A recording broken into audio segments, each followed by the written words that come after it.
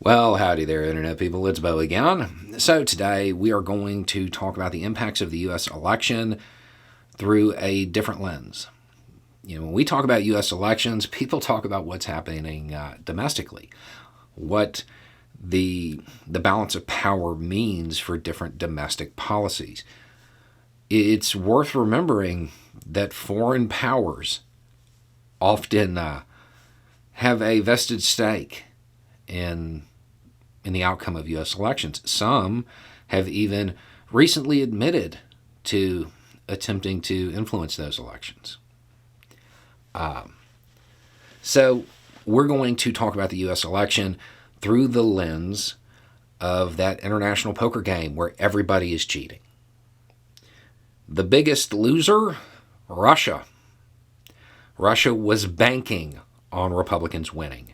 Republicans were promising to cut aid to Ukraine. They had to win in big numbers for that to happen. And they didn't.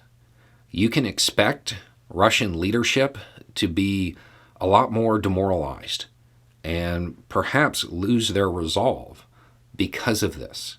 This election might actually impact the outcome of a war. It might actually bring it to a close faster. If you look at Russian media, you would see them praying for Republicans to win in the hopes that the Republican Party would stop supporting U.S. allies. That didn't happen. Not in the numbers. Any shift that occurs at this point, it's not going to be in the numbers necessary to impact foreign policy at that level. So it is going to weaken Russian resolve. What about the rest of Europe? One of the big issues with Trump was the way he disrupted foreign policy. And a lot of Americans, because they don't spend a lot of time looking at foreign policy, they hear buzzwords, bumper sticker slogans. They like the idea of changes.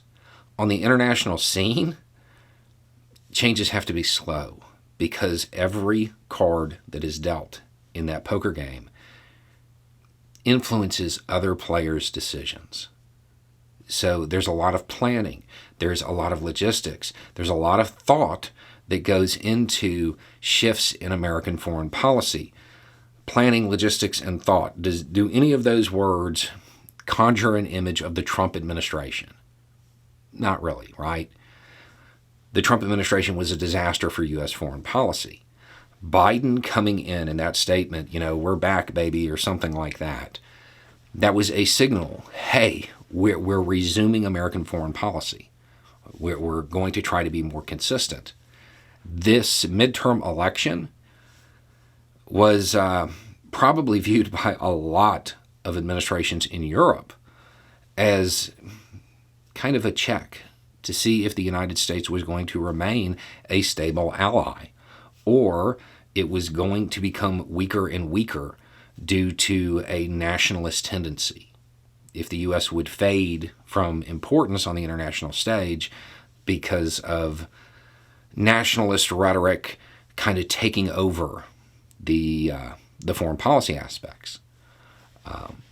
This, again, there wasn't a red wave. There wasn't a giant rejection of the Biden administration. And I know, and I've talked about how that may not be the most accurate read, but it's how it's going to be read.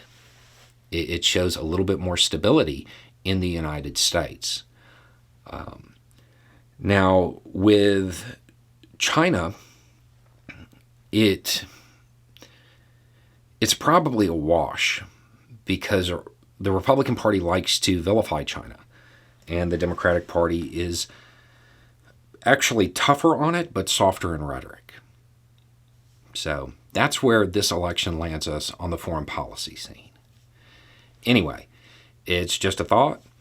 Y'all have a good day.